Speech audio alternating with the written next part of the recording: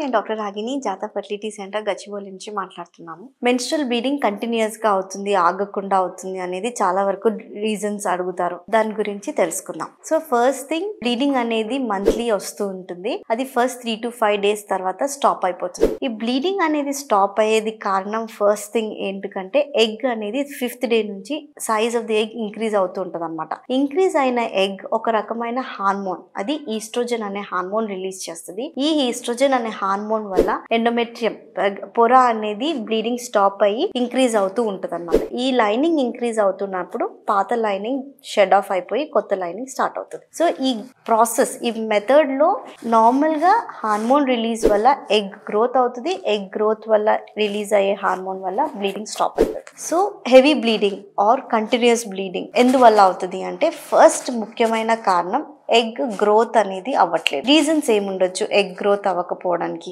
First thing is hormone correct గా release అవ్వట్లేదు or hormone adequate గా రిలీజ్ అవ్వట్లేదు.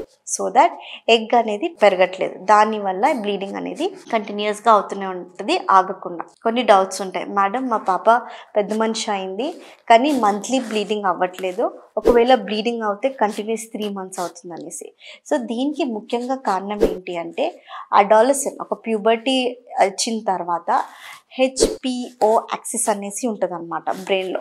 ఆ హెచ్పిఓ యాక్సిస్ ఎవ్రీ ఇయర్ పెద్ద మనిషి అయిన తర్వాత ఇయర్ బై ఇయర్ మెచ్యూర్ అవుతూ ఉంటుంది అనమాట. ఆ మెచ్యూరిటీకి మనం టైం ఇవ్వాల్సింది ఆల్మోస్ట్ 3 to 4 years.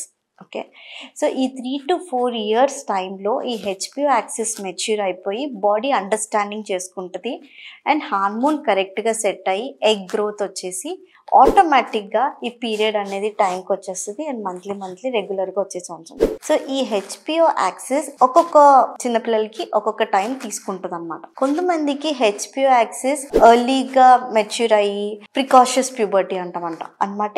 8 years అప్పుడే పెద్ద మనిషి అయిపోతారు. దీన్ని ప్రికాషియస్ ప్యూబర్టీ అంటారు. దీన్ని కూడా ఎర్లీ హెచ్పిఓ మెచ్యూరేషన్. వీళ్ళకు కూడా కొద్ది రకంగా మనం ఎమోషనల్ సపోర్ట్, ఫుడ్ అన్నీ అందించడం వల్ల వాళ్ళకి స్లోగా అడాప్ట్ అవుతుంది అనమాట.